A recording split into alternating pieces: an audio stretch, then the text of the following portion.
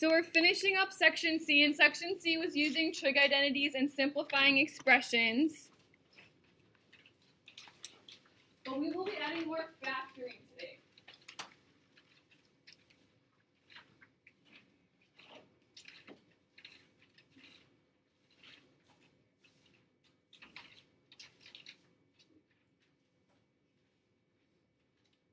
So we'll be factoring those trig expressions as well. Now we did like a tiny bit of factoring on Friday, not much, just a little bit of it. So I know we did have some people run, so make sure if you haven't gotten that assignment from someone that we do that. Go ahead and jot down your stop box.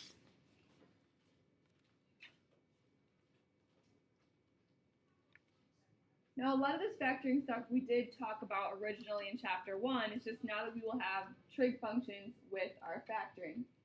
So algebra rules still apply. Like, we should always look for that greatest common factor if we can, whether that's a number or maybe it is we have sign in multiple places or something like that and can factor that out for a GCF.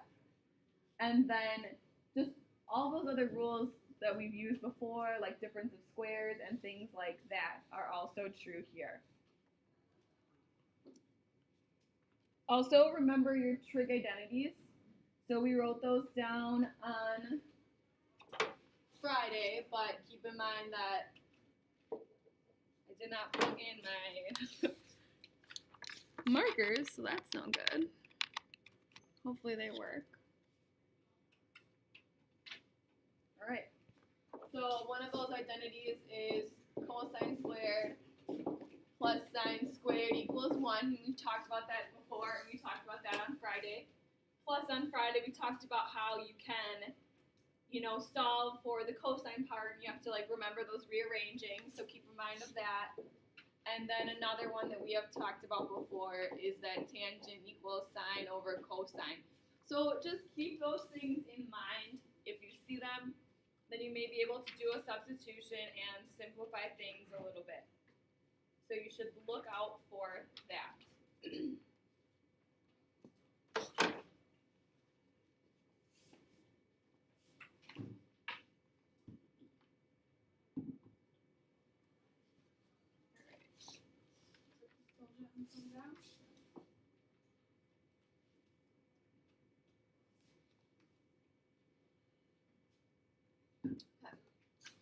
So we're going to get into factoring.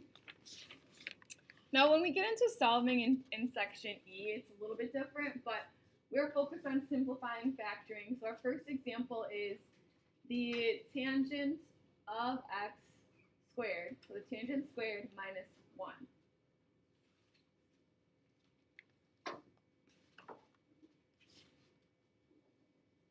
So just a clue or something you could think about, if this is really freaking you out that it says tangent squared, think of that as just x squared instead. If I have x squared minus 1, is that jogging anyone's memories yet? If not, I do have another clue for us, or a shortcut that we've used before. So another thing that we have used before is difference of squares. Is that green even readable? I kind of don't think it is. So if I've got a squared minus b squared, that will factor into, as long as these are both perfect squares, and tangent is squared, one, squared is a square as well. So it's a plus b and a minus b. So that was a difference of squares. That was a shortcut we talked about a long time ago. So if we wanted to keep going with our x's, that'd be like x plus 1, x minus 1. So if we were then to kind of go back to our actual problem, then we would have tangent plus 1 and tangent minus 1.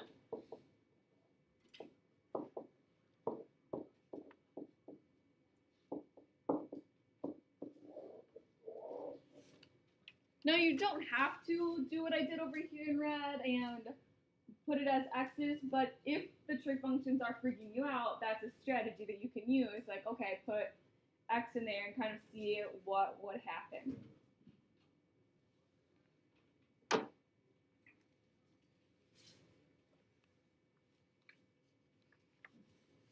Are we ready for the next one?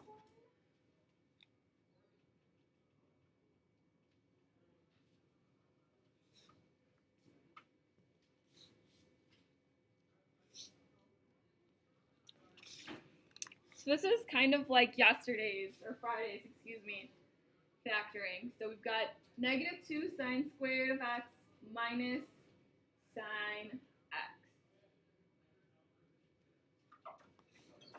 Again, it's optional that if things are freaking you out, go ahead and change it to 2x squared minus x. Like you can do that, but you don't have to. That's just like an option. If you're struggling, you can go ahead and kind of go back to your regular algebra. But what were you saying, Steven?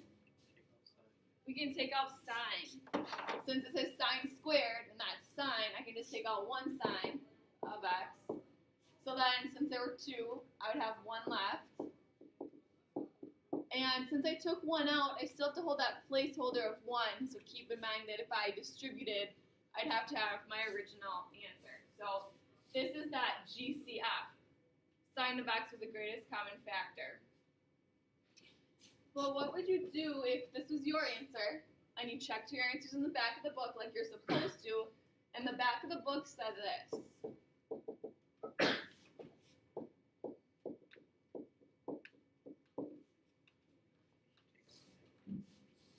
Yeah, so you might see that, like taking the negative out with it, especially since both terms are negative. I think you're really fine either way, like wherever you put the negative, but just keep in mind that like if you check the back of the book and it's slightly different, it's probably just some small step you could take it a little bit further. We have like 2 more examples. Any questions so far?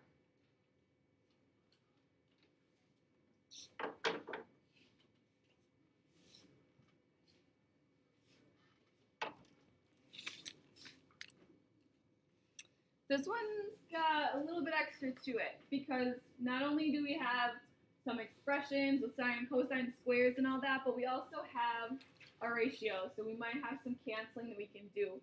So cosine squared x minus sine squared x all over cosine x minus sine x.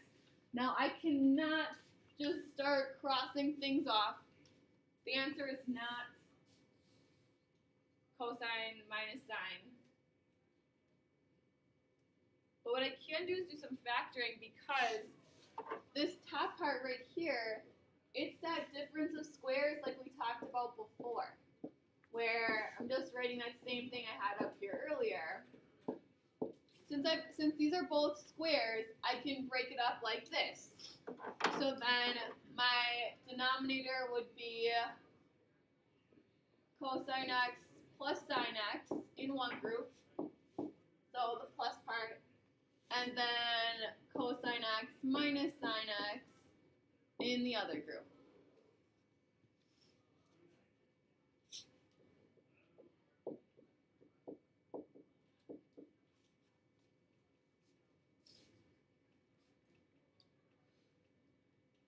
And again, if that's freaking you out, you could make like cosine x and y sine and like see if you can factor it that way with some other variables. Now, this minus sign makes this a group. It gets stuck together like that. So we can actually cross them both out because these two groups are exactly the same. So because I've got the parentheses, it's in a group, those will cross out. So the only thing then that we have left is cosine plus sine.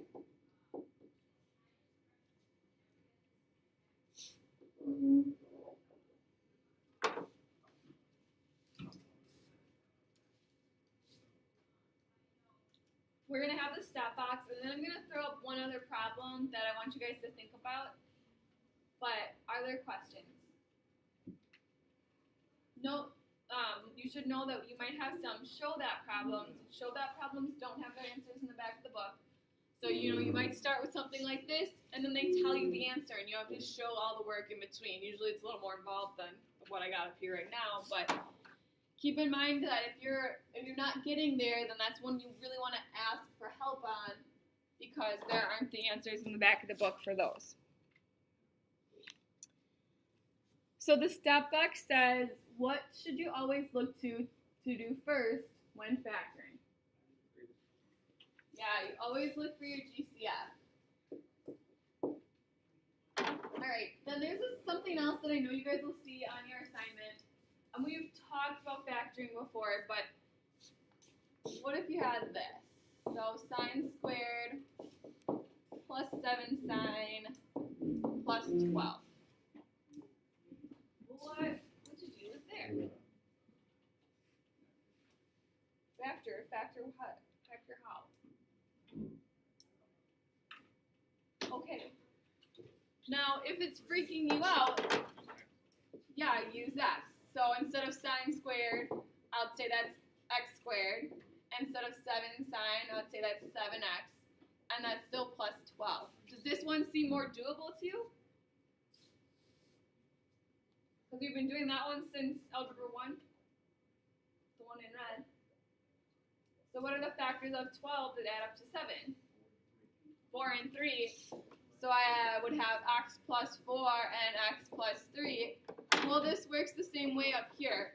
The factors of 12 that would add up to 7 are indeed 4 and 3. So I'd have sine of theta plus 4 and sine of theta plus 3. So if you're getting freaked out by the trig functions, then just put x in there, solve it, and go back and put the trig function back in. It's really based on your comfort level and what makes sense to you. Just make sure that your final answer has the appropriate trig functions in it.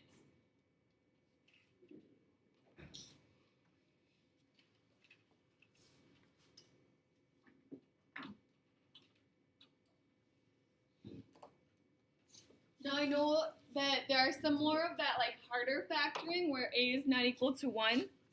We did do that in chapter 1, but if you're struggling with that, let me know, and I'm more than happy to help you with that as well.